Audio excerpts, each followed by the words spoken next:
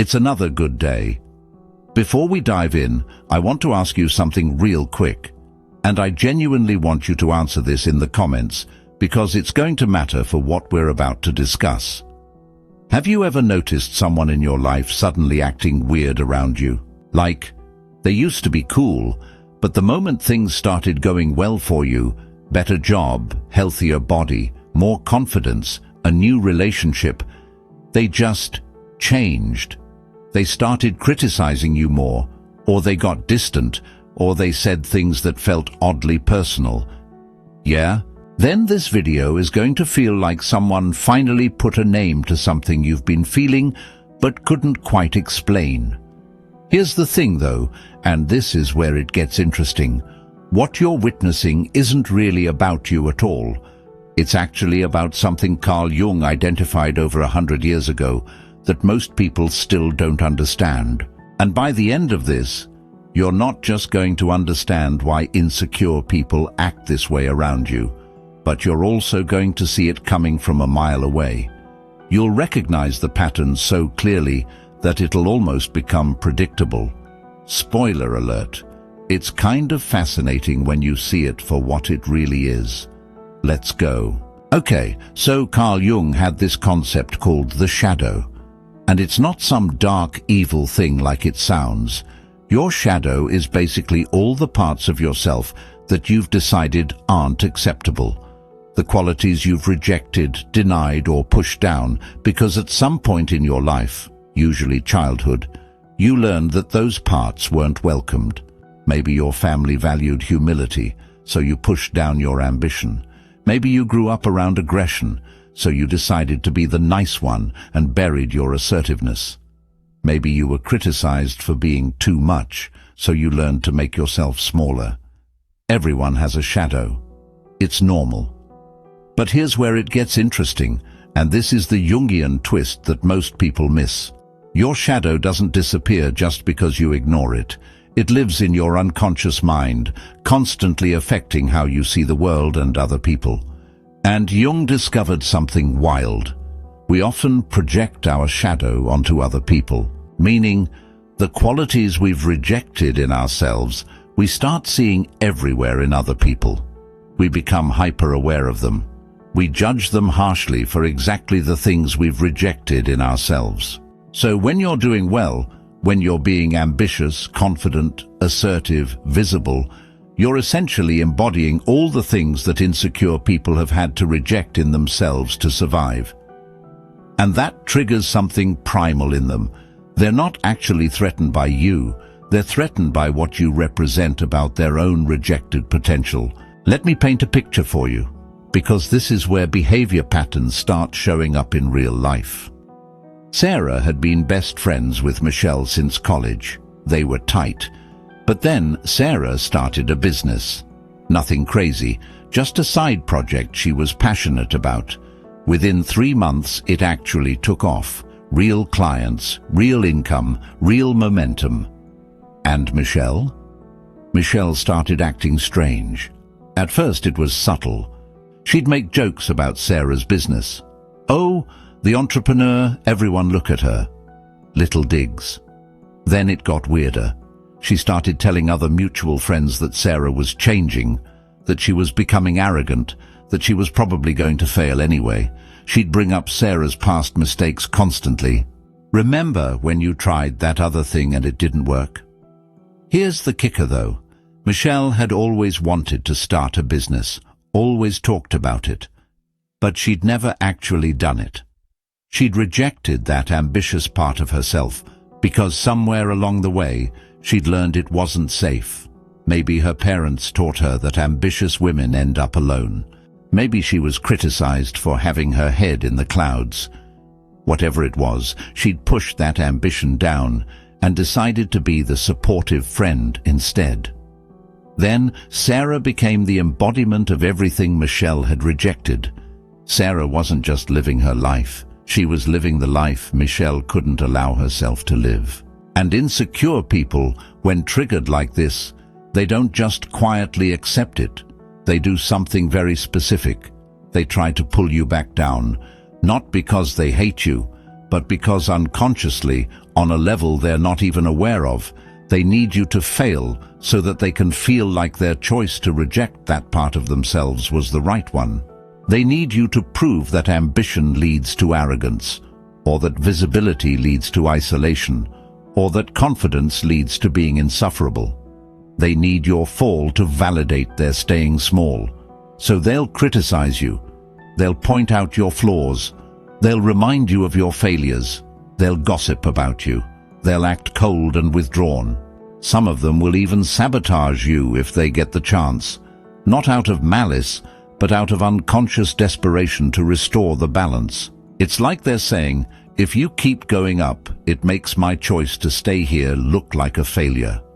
And I can't live with that. So please, come back down.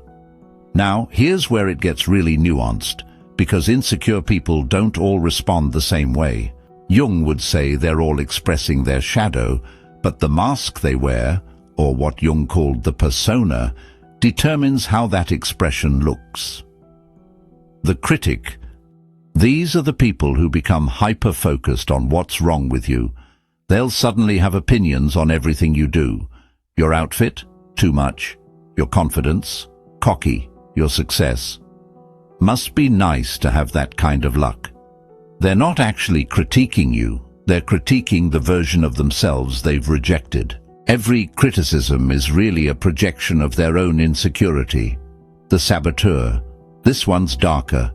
They'll seem supportive to your face, but they'll somehow manage to undermine you. They'll forget to send you an important introduction. They'll mention your insecurities to other people. They'll create situations where you look bad. They're not necessarily doing this consciously, but at some level, they're working to prove that you don't deserve this elevation, that you'll fail anyway. The distant one. This person just pulls away. They get cold. They're less available. They stop engaging with your life. It feels like rejection, and in a way it is, but it's actually them protecting themselves. Being close to you while you embody everything they've rejected feels too painful, so they create distance. It's like saying, if I can't be connected to this version of you, I'll just disconnect entirely. The mimic. This is interesting. Some insecure people respond by suddenly trying to do exactly what you're doing. If you started a business, they start a business. If you got fit, they join the gym, but only to prove they could do it better or faster. They're not actually inspired by you. They're trying to prove they're not less than you.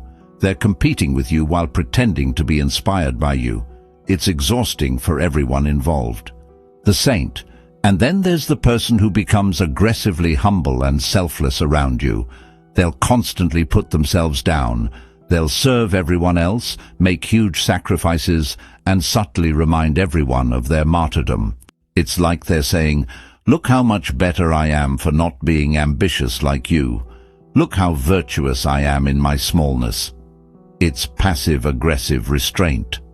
All 5 of these masks are different ways of dealing with the same core issue, watching someone embody the rejected parts of themselves. Okay, so why do insecure people actually do this? What's the neurological or psychological reality underneath all of this? It comes down to something called cognitive dissonance.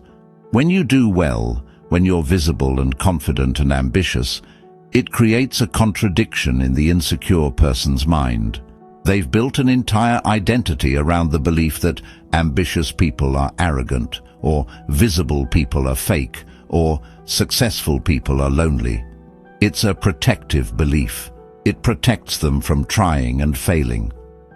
But then you come along, and you're none of those things. You're ambitious and kind. You're visible and authentic. You're successful and grounded. And that breaks their entire framework. That cognitive dissonance is painful. It creates actual psychological distress. So they have 2 options. Either change their belief system, which requires them to reconsider all their life choices, or find evidence that their belief is still correct, which means finding ways you're actually failing, even if you have to manufacture that failure. Guess which one they usually choose? They choose to protect their existing belief system. And they do that by either criticizing you, distancing from you, or trying to prove you're not actually as successful as you seem. There's also a component of envy here, but it's not the simple kind. Jung would say it's existential envy. It's not that they want what you have, it's that they want the freedom to want it.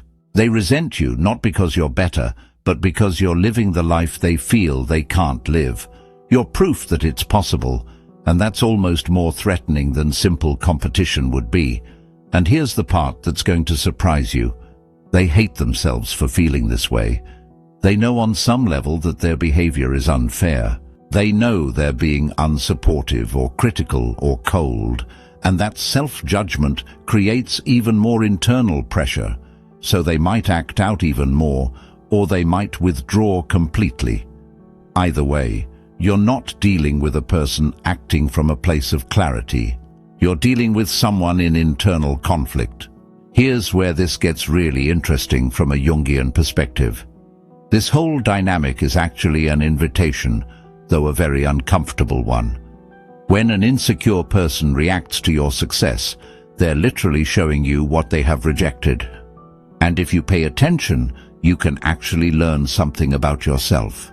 Not because they're right about you, they're usually projecting, but because their specific criticisms reveal what they value and what they fear. If someone keeps saying you're too ambitious, they're probably dealing with rejected ambition. If someone keeps calling you fake, they're probably dealing with rejected authenticity. If someone keeps pointing out your arrogance, they're probably dealing with rejected confidence. Now, this doesn't mean you should take their criticism to heart, but it does mean you can use it as a mirror. You can ask yourself, do I actually have a relationship with this quality, or am I overcorrecting to avoid being like them? Because sometimes we do. Sometimes we suppress parts of ourselves not because they're inherently bad, but because we've seen them expressed in unhealthy ways by others. Jung would say the path forward isn't to reject these insecure people. It's to recognize the shadow in them, have compassion for it, and then set healthy boundaries.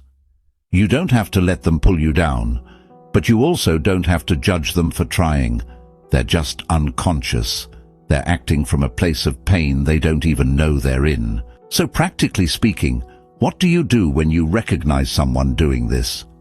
First, recognize the pattern. Don't take their behavior personally.